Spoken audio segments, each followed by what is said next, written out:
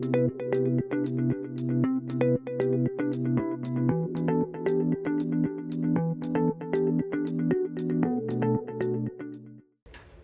un poquito de repaso, ¿no? Abordaje de algunas debilidades. Recordamos un poco acerca de lo que era la teoría de Terzaghi. Los suelos pueden fallar de dos maneras, ¿sí? Por corte, Local,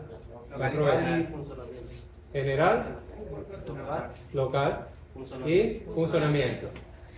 En el sentido de la gravedad de la falla, primero se encuentra el general, luego le sigue en gravedad o peligrosidad el local y por último el de punzonado, ¿sí? Ahora, recordamos también las zonas de falla de los suelos y su caracterización. La zona A o zona activa. ¿Quién me puede decir algo al respecto? ¿Cuál es la zona A o zona activa? Esta que está justamente debajo, este triangulito. Ajá, ¿qué pasa con ella? En la que prioriza donde se compacta más la tierra, el sedimento que lleva, porque es donde cae directamente la carga, una de sus partes. Ok, ahí cae directamente la carga. ¿Qué más? ¿Por acá? ¿Qué otra característica podríamos hablar? Se comporta como un bloque rígido y se comprime, ¿sí? ¿Sí lo logran ver desde allá atrás? ¿O no? Claro.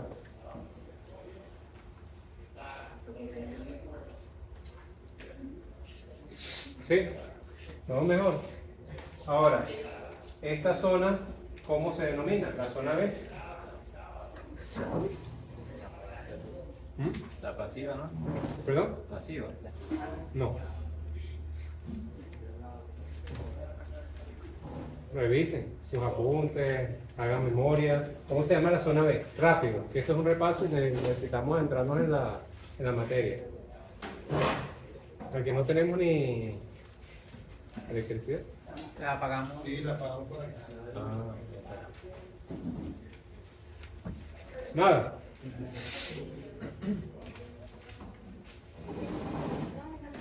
Gloria Ángel, Ana, ¿qué dicen ustedes? Sócrates, Vivian, dígame, zona B, ¿cómo le llamamos? ¿Y qué características trae consigo?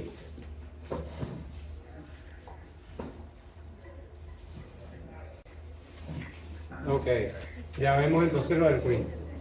Eso lo explica todo. Sí, bueno, miren, voy a volver a explicar. Ante una carga P, los suelos se comportan de esta manera. Tenemos primeramente una sección o bloque que está denominado con la letra A o asignado con la letra A, que es un bloque compresivo. ¿Ok? Él realmente se mueve como bloque y su función, digamos, es comprimir el terreno. Cuando él comprime, se genera, esto es en función de estudios de laboratorio, no es un invento, sino que se genera una cierta curvatura de corte en la zona B, ¿sí? Todo esto depende de lo que son correlaciones geométricas del comportamiento del suelo. Y, le repito, proviene de ensayos y ensayos de laboratorio. Entonces, esta zona B, que es una zona denominada radial, se ubica de manera intermedia. ¿Y qué es lo que hace? Bueno, cuando es comprimida o cuando es empujada por el bloque principal, ella va a buscar esta trayectoria que se llama espiral asimétrica, ¿sí? En la que el terreno se va a mover en este sentido y va a tratar de empujar a una tercera zona que se llama pasiva, la zona C.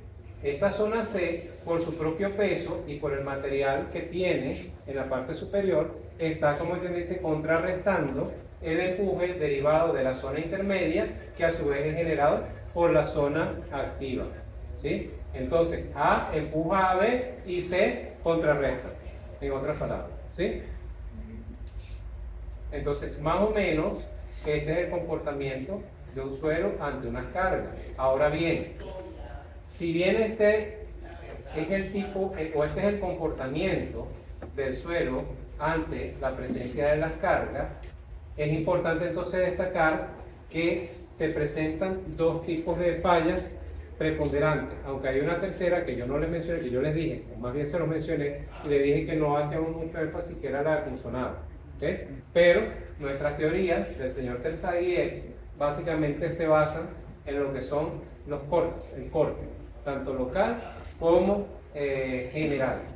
El corte local se da en suelos sueltos o muy compresibles, y el corte general en suelos densos y poco compresibles. ¿Me podrían dar un ejemplo de estos suelos donde se podría dar el corte local y el corte general? Digamos, un suelo suelto o muy compresible, un ejemplo cuál podría ser de acuerdo al Sistema Unificado de Clasificación de Suelo. Arenoso. Un SW, pudiera ser, ¿no? Un limo. Y lo general es grava.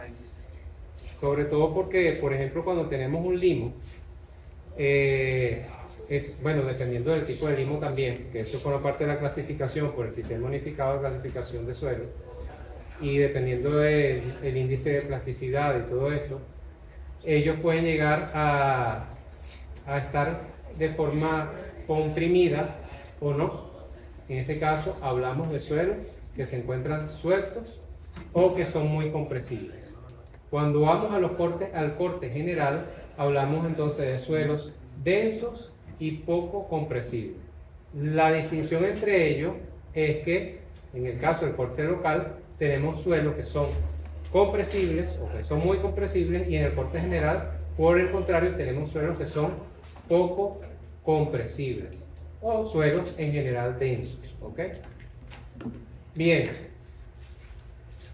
La zona de falla en suelo bajo fundaciones superficiales son mecanismos de corte que se desarrollan en la zona plástica del suelo al alcanzarse la presión cortante última, y a eso vamos a continuación. Fíjense, un poco más claro acá, ¿no? Aquí tenemos entonces esa primera zona, ¿no? La zona activa, la zona de corte radial y la zona pasiva. ¿Okay? Zona pasiva empuja, y esta zona se encarga de empujar a la zona intermedia para que trate de levantar a la zona pasiva, como lo vemos aquí.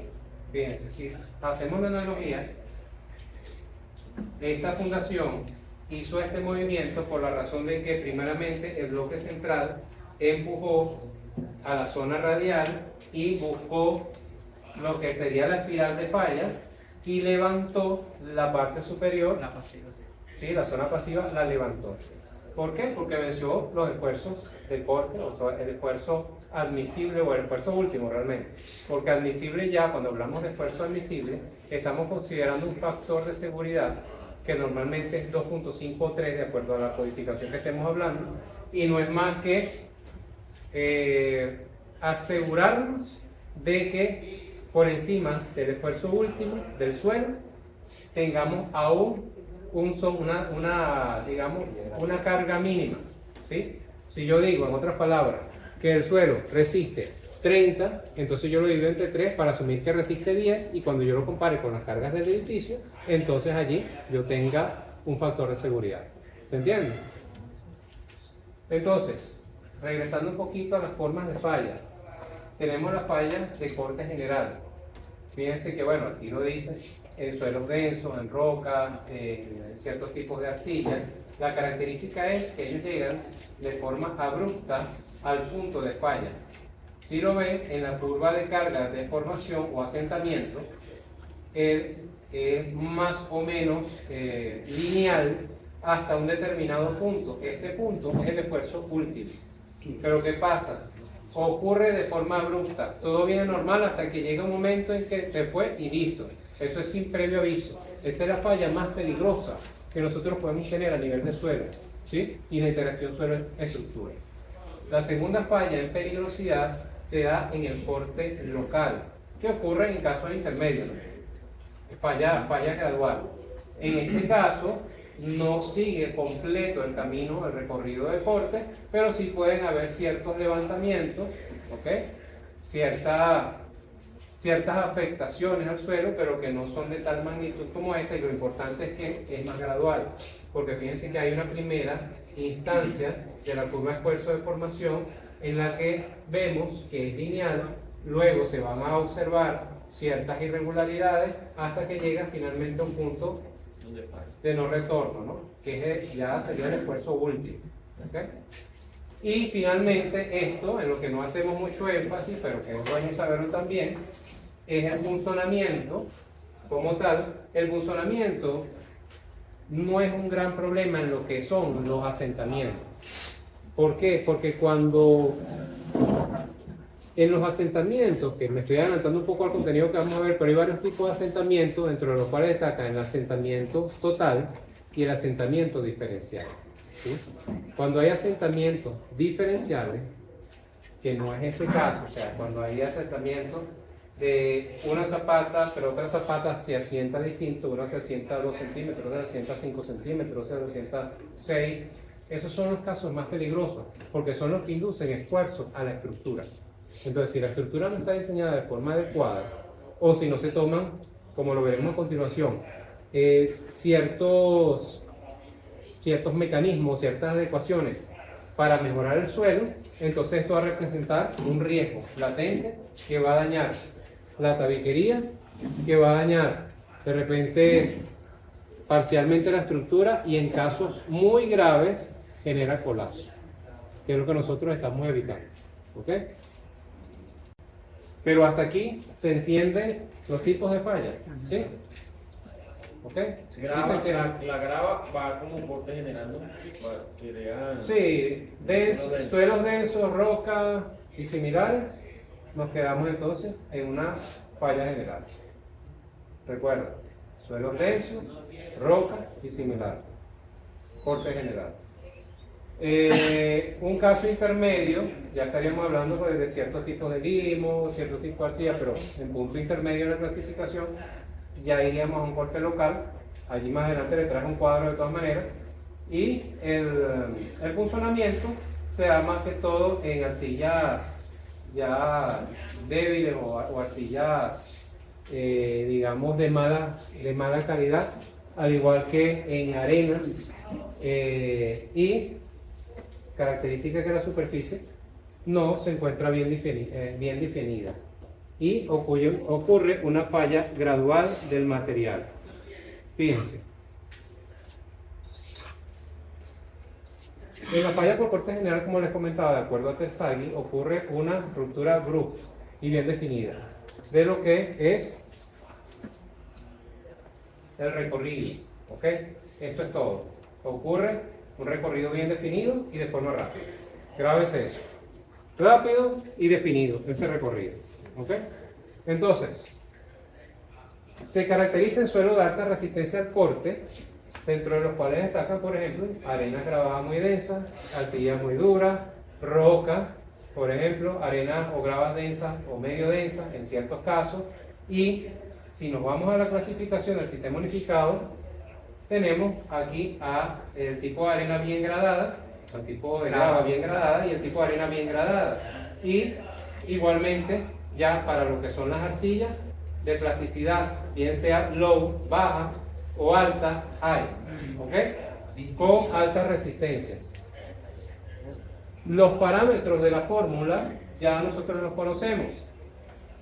El primer parámetro depende de la cohesión del suelo, el segundo de la sobrecarga sobre la cimentación y el tercer del peso específico del suelo. ¿Okay? En todos los casos tiene esta misma recurrencia. Entonces, ¿qué les sugiero? Si sabemos que la ecuación infiere o atañe directamente a la influencia de la cohesión del suelo, yo tengo que estudiar un poquito acerca de lo que son los suelos cohesivos, para tener una idea de cuando me salga la ecuación, qué es lo que voy a hacer. Hasta ahorita que tengo directo.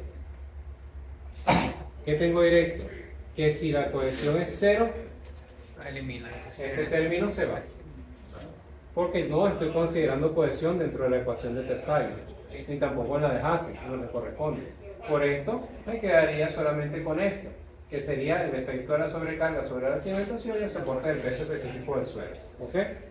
Una tabla un poco más completa, diría yo, se las muestro acá en la falla de corte local, lo cuya en suelos blandos, en suelos que se deforman gradualmente ante el colapso, fíjense.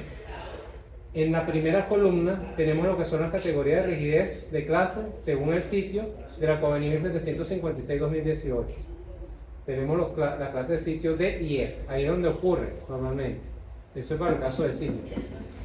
¿Qué tenemos allí? Arenas medianamente densas, o vamos a irnos directamente al Sistema Unificado de Clasificación de Suelos. El tipo de suelo es SP, SM, GP y GM, estamos claros que es, ¿verdad? Sí. Cuando hablamos de GM, Grado bien graduado. No, medianamente. Que es W, ¿verdad? W. Va. cuando hablamos de CL y ML, son arcillas ajá, de baja calidad. tenemos algunos problemitas con lo que es el Sistema Unificado de Clasificación de Suelos. ¿Okay?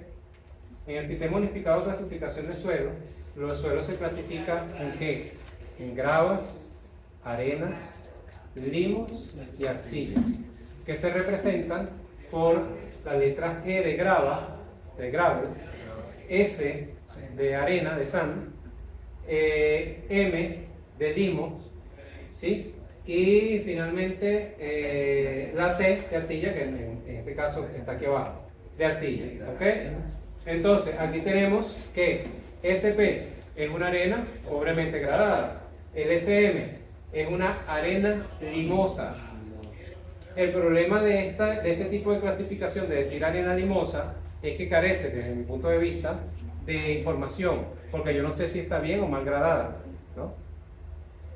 Tenemos también GP, que sería grava pobremente gradada, y GM, que sería una grava limosa, ¿sí?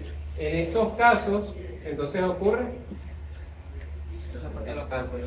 un corte local. Fíjense que lo interesante aquí es la gradación y la presencia de líneas. ¿Lo ven? Porque si fuese el macizo guayanés, si fuese roca, ahí no va a ocurrir una falla de corte local, va a ocurrir una falla por corte general. CL y ML, ¿qué significa? CL, arcilla, L es de low, de baja plasticidad, ¿sí? Y ML es limo, de baja plasticidad. ¿Cómo se podrían complicar las cosas? Si tal vez nosotros, en el parcial, el profesor nos indica, bueno, tienes una arcilla de baja plasticidad y tienes, no sé, o tal vez tienes un suelo de tipo SM, ¿sí? Una arena limosa, cuyo resultado de laboratorio, de acuerdo a la prueba SPT, dio cierto número de golpes y haya que relacionar el número de golpes con la resistencia para poder obtener una capacidad admisible, ¿no? Primero una capacidad portante del terreno. Ese sería el tipo de cosas donde podría presentarse cierta complicación en un parcial, ¿sí? Un tip. Ahora otra cosa, cuando es bien gradada o mal gradada, ¿qué significa eso? El acomodo de las partículas. O sea, las partículas, vamos a dibujarlo para que nos entendamos. ¿Dónde quedaron mis? Hazme un favor, los marcadores.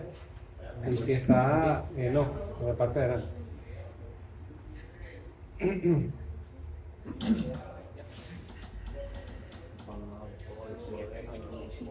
Échalo hacia atrás y le dan un...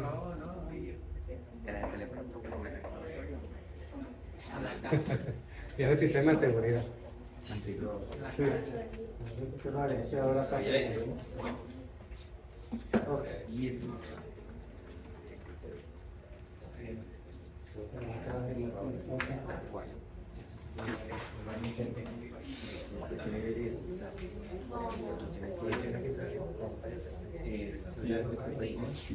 Digamos, aquí tenemos, si se ve, no se ve, ¿verdad? Sí, sí.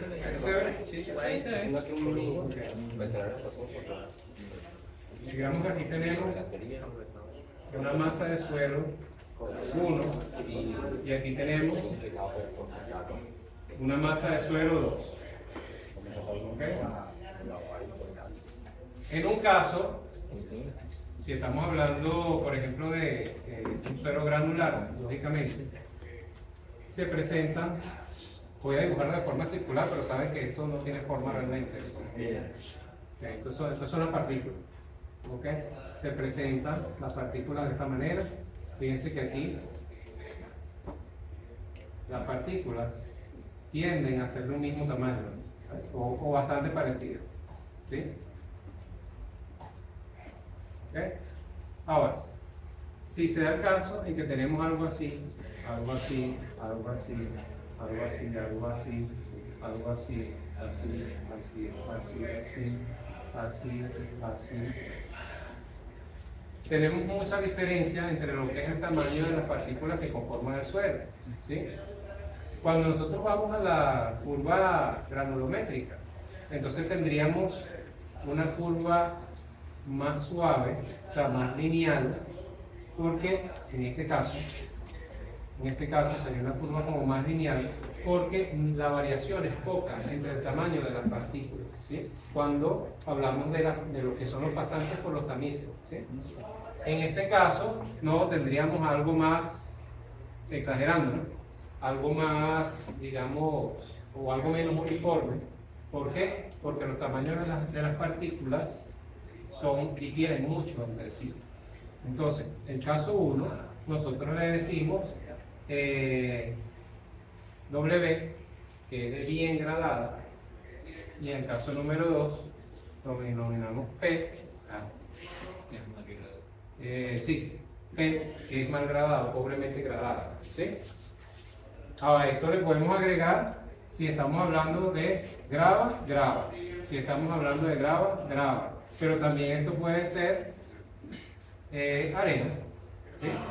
Porque también sigue siendo un suelo granular, pero se encuentra bien gradado, y en este caso, una arena SP, pero mal gradada. ¿Ya se entiende qué es la gradación? Sí, más o menos, ¿sí?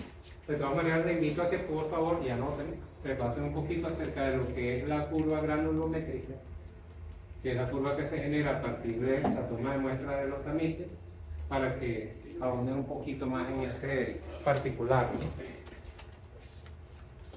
¿Aclarada la duda, Ezequiel? Sí. Excelente. Seguimos. Entonces, comparación de esfuerzos. Finalmente, lo que nosotros perseguimos con todo esto es restringir la falla de la fundación ante la carga impuesta por la superestructura. Más nada. O sea, tenemos cargas, tenemos capacidad resistente, debemos garantizar que las cargas no superen la capacidad resistente para que no ocurra la falla, tal cual.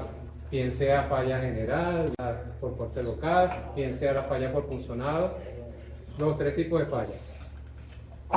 Salud. Gracias. Ok. Capacidad portante y diseño de fundaciones aisladas concéntricas. Bueno, esta es parte de la fundación de la unidad 2. Hay algunas correcciones que obviamente les voy a hacer y se las voy a enviar. Fíjense, dentro de esta capacidad, olvídense de él, dentro de esta capacidad portante y diseño de fundaciones aisladas concéntricas, nos vamos a centrar en la capacidad portante admisible, la capacidad portante última, consideraciones sobre asentamientos, diseño y verificación de zapatas aisladas. O sea que nuestro fin último aquí va a ser que nosotros podamos de verdad diseñar una zapata. Pero debemos entonces partir de un orden lógico, y es lo que demuestro a continuación. Lo que nosotros buscamos, ahí está el objetivo y lo pueden leer. Comparar cargas actuantes versus cargas admisibles. Esa es nuestra tarea. Ya ustedes creo que lo han entendido, ¿cierto? Luego, diseñamos las zapatas aisladas y concéntricas. Esta es mi manera de proceder. Y finalmente, evaluamos asentamientos admisibles del suelo para ver si es necesario rediseñar la zapata. Porque una zapata te puede cumplir por carga. O sea, una fundación te puede cumplir por carga. Ah, ok, no se genera la falla. Pero si se genera un asentamiento, que los asentamientos también se subdividen a lo largo del tiempo, y también depende del tipo de asentamiento. Yo les comentaba, tenemos un asentamiento que es un asentamiento total, que involucra un asentamiento rápido de montaje, ya cuando tú pones la estructura, un asentamiento primario y un asentamiento secundario. Y tenemos el asentamiento diferencial que se da entre los distintos asentamientos de las fundaciones de la estructura. ¿Ok? Entonces, al evaluar esos asentamientos, nosotros estamos haciendo el último chequeo que necesitaríamos para poder entonces decir que la fundación cumple. Comparar cargas actuantes y cargas admisibles, análisis de carga y su efecto en las cimentaciones. Esto es algo que es bastante, aunque ya lo hemos dicho varias veces, es algo muy importante que nosotros lo dominemos. Y créanme, es muy importante que nosotros lo dominemos, no solamente para el parcial, sino para el campo laboral.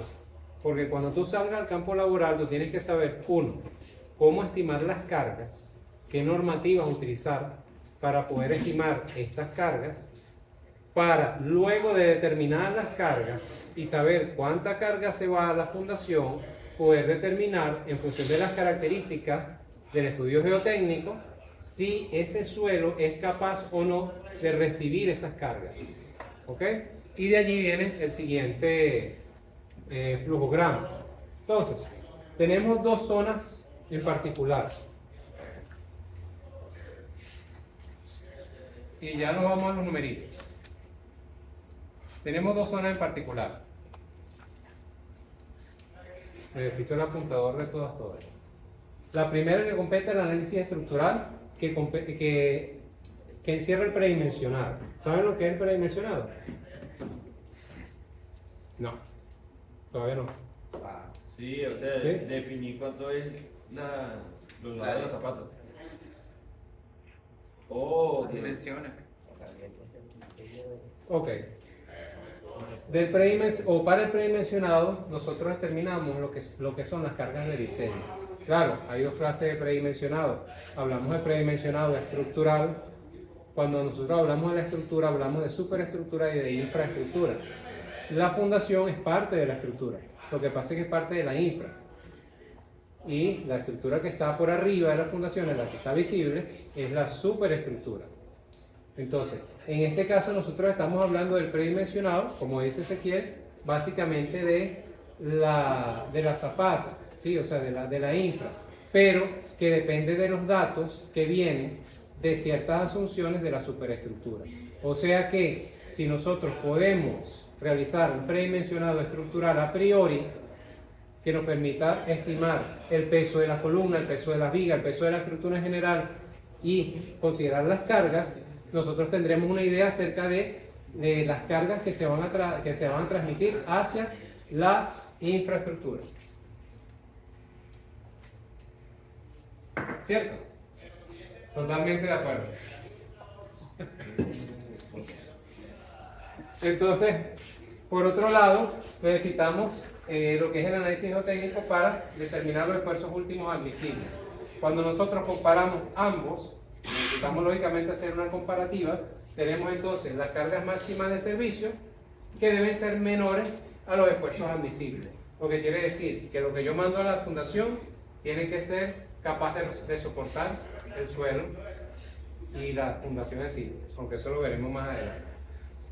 Ahora aquí viene la parte de decisión, ¿cumple o no cumple? Si se cumple esto que está aquí, entonces normalmente nosotros vamos simplemente a las dimensiones de la zapata, a priori. Si no cumple, existen dos caminos. Nosotros tenemos que empezar a cambiar variables.